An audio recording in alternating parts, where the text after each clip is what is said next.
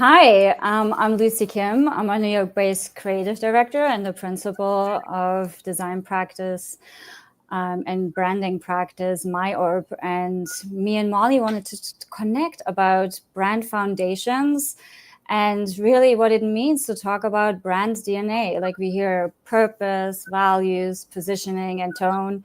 And what does it really come down to, right? It's like really, who do you stand for as a brand? What do you stand for as a brand? And who are you there for? Like, and I think brands have to be really clear about their foundations, because if these answers are fuzzy, then any marketing, no matter how amazing, how clever it is, it will feel disconnected. And Molly, you've worked with various brands, and this is like really your go-to, right? Like building these strong foundations. So maybe you can say an example of why you think this is so crucial. Yeah. Well, Lucie, I love talking about brand and strategy. And one of the motivators to even this chat was that Vogue article I think a lot of marketers have read about how Gen Z has broken the marketing funnel. And it's made me laugh every time I've read it, that it's not really that the marketing funnel is broken. It's that it's almost like we were looking at it as this, holy object. But if anything, it's an internal thing. It's an internal, guiding light to make sure everyone's on the same page. And I've seen this throughout my internal career and as a consultant, that if you're not clear internally, like what the brand stands for, who cares about what you're doing, and then making sure that it's actually doing what you say you want it to do, then it's for nothing. So when I was at Farrow & Ball, one of the biggest problems that we faced was, as a heritage British brand trying to expand in America, there was a lot of brand love. There was a lot of followers, a lot of people engaging on social media, but we weren't converting to sales. So we looked at the funnel. I mean, we weren't so sacred about it then, but we realized people aren't buying. And when I looked at how we were talking, what messages we were conveying, the parts of the product that we were focusing on, Americans didn't care about it. The Brits cared about it. It was really compelling and really interesting for British people and English people who cared about heritage and estate and heritage colors. But we weren't talking about how the product was made. So Americans just thought, well, it's not for me, or that color is cool and I'll just go color match it. Mm-hmm. They didn't realize they had to buy the actual product because the actual product was made differently. So when we focused on really telling the story that was different than how they were positioning it in England, but really telling more of the product story in compelling ways with really interesting influencers, really interesting activations, that's when we started to see a whole new audience come to life for Farrow & Ball. And frankly, the sales then started to increase. So by realizing that we weren't saying the right things in the right way, it made us address how we were talking to our core audience and make some interesting decisions. But we only did that when we kind of looked internally to realize something's not working. How do we get out there better? And then working with creative partners to say, we know what we want to say. Now, how do we do that? Mm-hmm. That's why it's so interesting to hear your perspective. Yeah, and I think I have a very similar example, right? Like, because it's really going into the depth and really finding that nugget. Like, I've built brands for a while now, and really going inside out, like finding out who they truly are. Because it's not always just about sale, but also finding the right customer, right? So I had a boutique travel agency as a client, and they were just not getting the right inquiries.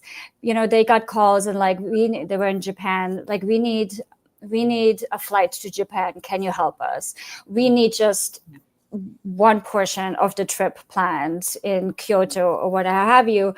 And it costed them a lot of energy and a lot of manpower, but it was not the right customer for them. They really wanted to do larger trips, like full 1 week, 2 week trips, really with people exploring Japan to the fullest and targeting a little bit more of an affluent customer there. Yeah.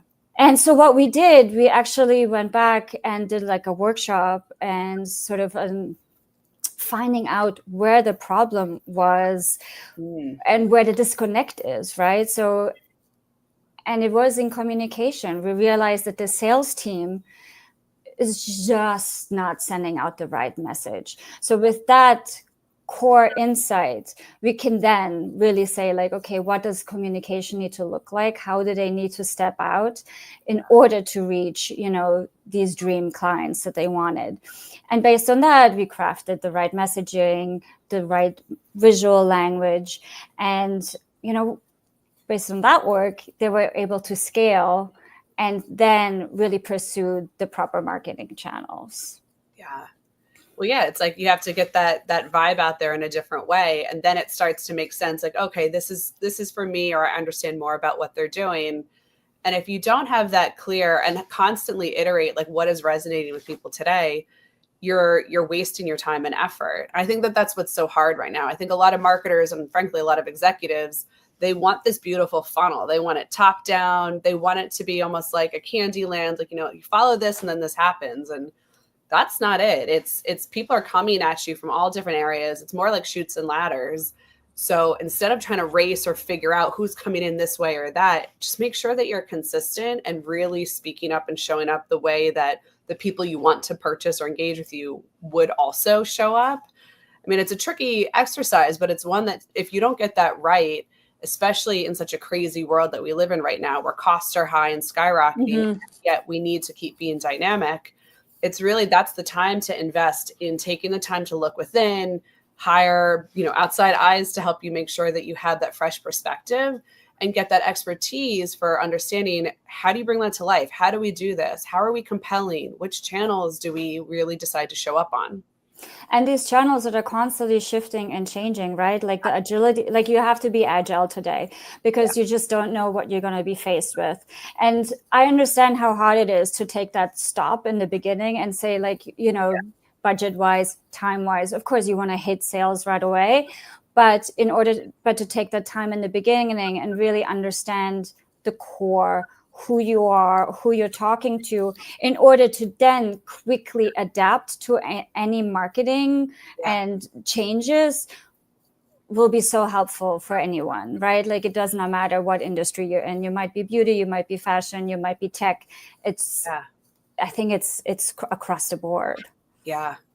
And I think it's a good reminder, like, because things are changing so quickly, channels are coming and going and changing and rebranding, that there's also kind of that shiny toy syndrome where it's like, okay, well, we need to do blank. Therefore, let's do a crazy collab with someone big and notable. Like you and I were kind of chatting about, good brand examples and not as great brand examples. There was a natural deodorant brand that I was a customer of, and they did a collaboration with Dunkin' Donuts. And I just saw it and I was like, that you did that for all the eyeballs. But now I don't think that this is a good product. I don't think that the quality of ingredients are really clean or better. And actually, you lost me. You lost me as an original customer. And so I think brands do that when they don't, again, have this clear idea of who and what we are. Because I feel like if they had that, if they said, this is what we stand for, cleaner ingredients, a more solid, dependable product, et cetera, they wouldn't have done a collaboration with a donut brand with sugar and all of that. They would have done a collab with somebody else interesting. But I do feel like if we make these sacrifices and go against what we stand for, that's when you see brands do things that consumers are like, what were they thinking there? And I love that so much when you say like chasing the shiny object, because it really does feel that way very often. Like when I look at examples of brand activations all around and people want to be hip in culture and like, to do a store event with a DJ and, put something together that frankly, a lot of other brands are doing. But if it's not true to them and it doesn't follow their core, then they're losing themselves in the noise and they're really not standing out anymore. Yeah. In the 90s, we called them posers. So, well, I could talk about this for hours, Lucie. Thank you so much for having this chat with me on here. For those who are watching us on LinkedIn, the board is often doing these. There's one next week with another pair of board members who are going to be live on Piping Hot, serving the tea. So stay tuned. Thank you so much for tuning in.